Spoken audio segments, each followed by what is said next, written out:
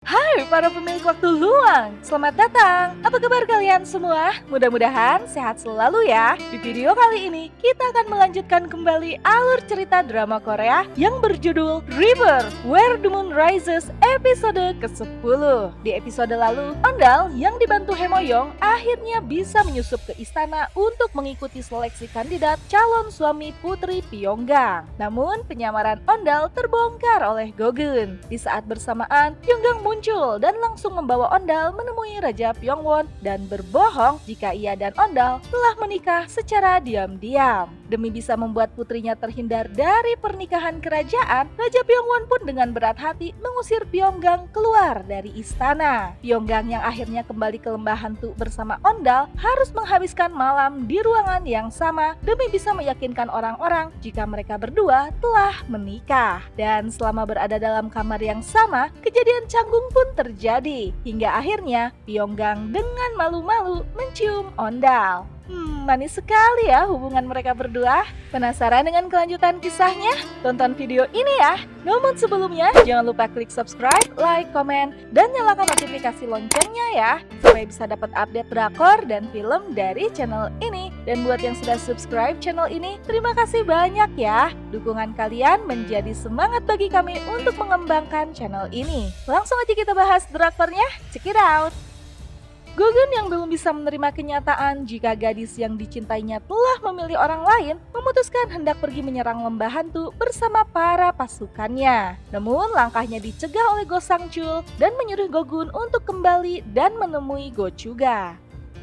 Melihat perubahan sikap putranya karena patah hati, Go Chuga pun mengingatkan Gogun untuk tidak gegabah menyerang desa lembah hantu serta menghabisi Ondal. Karena tindakan itu tidak akan membuat Pyonggang serta-merta akan memilih Gogun. Go Chuga pun menyarankan jika hendak menjatuhkan seorang pemimpin, maka Gogun harus menjatuhkan kudanya terlebih dahulu.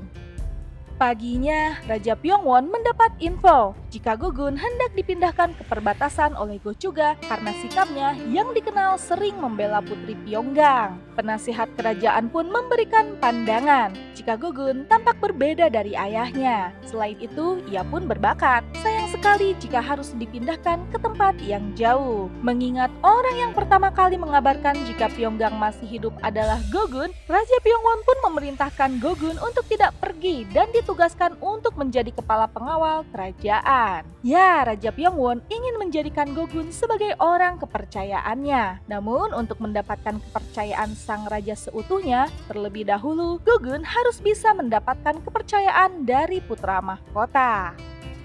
Gogun pun lantas mendatangi balai putra mahkota untuk menemuinya. Namun, Won yang sedang lesu karena ditinggal oleh Pyonggang menolak untuk menemui Gogun, yang kini bertugas menjadi guru seni bela dirinya putra mahkota. Ya, mengingat Gogun baru aja patah hati oleh Pyonggang, tidak bisa dipastikan apakah sosok Gogun ini bisa dipercaya ataukah akan menjelma menjadi pengkhianat seperti ayahnya. Namun, tekadnya untuk mendekati putra mahkota demi mendapatkan kepercayaan sang raja, sepertinya Gogun mulai berbelok dan hendak membantu sang ayah untuk menguasai kerajaan. Sementara itu, di lembah hantu, pasangan suami istri jadi-jadian itu akhirnya terbangun dalam posisi duduk bersebelahan. Padahal berbaring pun gak masalah kan ya, tetap bisa no touching. Daripada duduk begitu, kan pegel ya. Pyonggang pun lantas mencoba mengambil hati Nyonya Sa dengan membantunya menyalakan api. Namun ibu dari Ondal itu mencegahnya karena seorang putri tidak boleh melakukan pekerjaan kotor.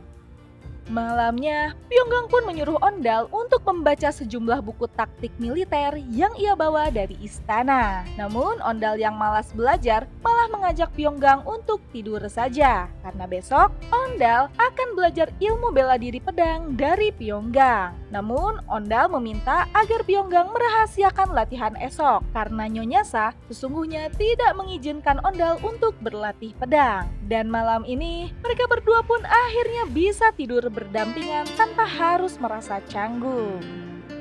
Keesokan paginya, Ondal dan Pyonggang pun berbohong pada ibunya jika mereka hendak mencari kayu bakar dan air. Padahal mereka berdua sudah janjian bertemu di tengah hutan untuk berlatih pedang. Melihat kemampuan Ondal yang pas-pasan, Pyonggang pun heran. Apakah Jenderal Onhyop yang terkenal dengan kemampuan bertarungnya tidak pernah mengajari putranya? Ya, Pyonggang pun akhirnya perlahan-lahan mulai mengajari Ondal dengan sabar. Sementara Ondal tengah belajar gerakan dasar, Pyonggang pun pergi meninggalkan Ondal untuk menemui Sawon-am. Sama seperti ibunya dulu, kali ini Pyonggang meminta bantuan pada Sawon-am untuk membangkitkan kembali suku Suno dan membantu ia dan Raja Pyongwon untuk menjatuhkan Gochuga. Dan Pyonggang sendiri akan membantu kebangkitan suku Suno dengan segala yang ia miliki.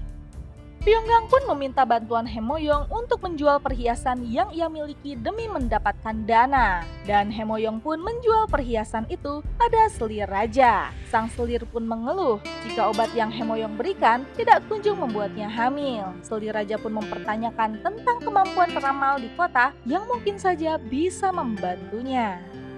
Lama ditinggalkan Pyonggang, tubuh Ondal pun jadi kaku dan sakit-sakit. Pyonggang pun meminta maaf sambil memijat Ondal. Sepulang dari hutan, Pyonggang pun mendapat tugas dari ibu mertua untuk melakukan pekerjaan-pekerjaan kasar. Ya, seluruh warga desa pun senang dengan kehadiran sang putri yang sangat merakyat. Malamnya, Pyonggang pun kembali menemani Ondal untuk mempelajari buku taktik militer. Namun lagi-lagi, sang ibu mertua mengganggunya dan menyuruh Pyonggang untuk belajar menjahit. Dan karena kelelahan, malamnya Pyonggang pun tidur sambil mengigau. Sementara itu, Haemoyong mendatangi Dojongseo dan memintanya untuk membantu meramal nasib selir raja. Namun Dojongseo menolak dan meminta orang yang bersangkutan untuk datang sendiri padanya. Pulang dari Songhwadang, Haemoyong pun mulai berpikir jika Dojongseo bukanlah seorang peramal biasa. Keesokan harinya di istana, Gogun pun berhasil membujuk Won untuk mau berlatih pedang dengannya. Dan sesuai rencana, Gogun pun akhirnya mulai mendapat kepercayaan dari Won. Sang putra mahkota itu pun meminta agar Gogun tidak membenci Pyonggang walaupun kini ia sudah menikah. Gogun pun mengatakan jika dirinya akan memihak putra mahkota dan putri Pyonggang. Bau-baunya ada kebohongan ya di sini. Sementara itu di lembah hantu, Pyonggang pun bekerja keras untuk melatih Ondal dan melakukan pekerjaan rumah tangga sekaligus. Hingga malam harinya, keduanya pun kelelahan dan kembali tertidur pulas.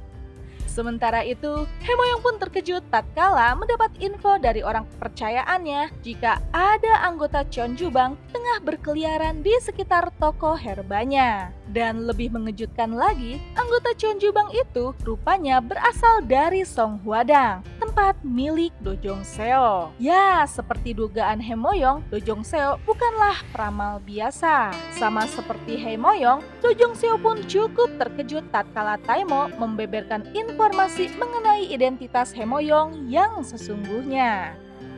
Di lembah hantu, Pyonggang dan Sawon-am mengumpulkan seluruh warga desa. Mereka berdua pun mengutarakan keinginannya dan meminta dukungan untuk membangkitkan kembali suku Suno. Pyonggang pun hendak menggalang orang-orang yang selama ini ditindas untuk mau bergabung bersamanya dan membentuk pasukan. Sementara itu di hutan, Ondal yang tengah berlatih tiba-tiba saja didatangi oleh Wolgang. Sang jenderal suku Jolo yang telah menjadi biksu itu mengejek Ondal yang tengah berlatih pedang dan akhirnya menghilang dari pandangan Ondal. Ondal yang kesal pun lantas menemui Pyonggang yang tengah menggalang warga desa untuk membentuk pasukan. Ya, Ondal pun akhirnya mengetahui tujuan Pyonggang yang belakangan sering mengajarinya bertarung dan memahami taktik militer. Pyonggang hendak membentuk pasukan yang terdiri dari rakyat suku Suno dan menjadikan Ondal sebagai jenderalnya. Mengingat cita-cita luhur sang ayah serta permintaan Pyonggang, Ondal pun akhirnya menyetujui untuk membantu Pyonggang membentuk negeri Goryeo yang baru. Di istana, Gogun pun akhirnya menerima tugas dari raja sebagai kepala pengawal kerajaan, serta menjadi orang yang akhirnya dipercayai oleh Raja Pyongwon. Dan rumor tentang kegagalan Gochuga dalam mendidik Gogun akhirnya menyebar. Ratu Jin pun mempertanyakan bagaimana bisa Gogun malah memihak pada Raja Pyongwon dan bukannya memihak pada sang ayah, sang ketua suku Gyeru. Terakhir, Ratu Jin mengatakan jika Gyeonmu adalah anak dari Gochuga. Dan Ratu Jin menginginkan agar kelak Gyeonmu yang akan naik tahta dan menjadi raja.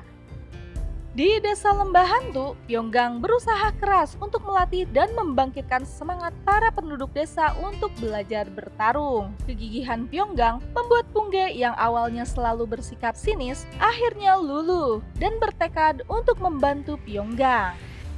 Di Songhwadang, Do Jong-seo pun memanggil Hemoyong dan mengatakan jika ia mengetahui identitas asli Hemoyong yang adalah seorang mata-mata dari negeri Silla. Tidak mau kalah ancaman, Hemoyong pun mengatakan jika ia tahu identitas asli Do Jong-seo yang merupakan ketua Jeonjubang dan Hemoyong bisa melaporkan ini pada raja. Terkejut dengan pernyataan Hemoyong, Do Jong-seo pun menyuruh Taemo untuk menghabisi Hemoyong. Tatkala Hemoyong tengah kewalahan, Gogun pun datang dan berhasil membuat Taemo dan anggota Jeonjubang lainnya melarikan diri. Ya, nampaknya Gogun sudah mendengar percakapan mengenai identitas asli Hemoyong.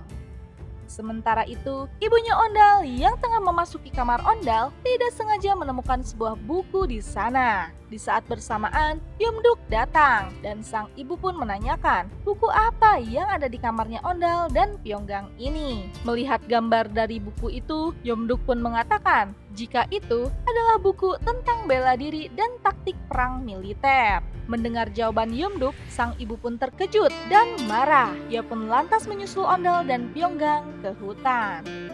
Ya, rupanya alasan sang ibu tidak menyetujui anaknya berlatih bela diri adalah karena ia telah diamanati oleh almarhum Jenderal On-hyuk untuk tidak mengenalkan Ondal dengan pedang.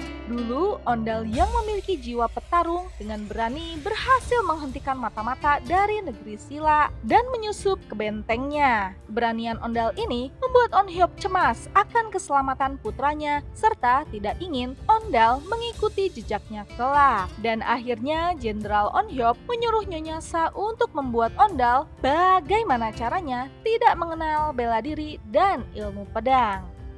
Di hutan, setelah berlatih keras, akhirnya Pyonggang pun turun tangan untuk menguji hasil latihan Ondal selama ini. Dan latihan keras yang dijalani Ondal ini membuahkan hasil tatkala Ondal akhirnya berhasil mengalahkan Pyonggang. Namun kegembiraan mereka terhenti tatkala melihat Nyonya Sa datang. Dan episode ke-10 pun selesai. Gimana nih para pemilik waktu luang? Makin seru aja ya ceritanya? Penasaran dengan kelanjutan kisahnya? Nantikan episode ke-11-nya ya. Dan terima kasih sudah menonton channel ini. Dadah!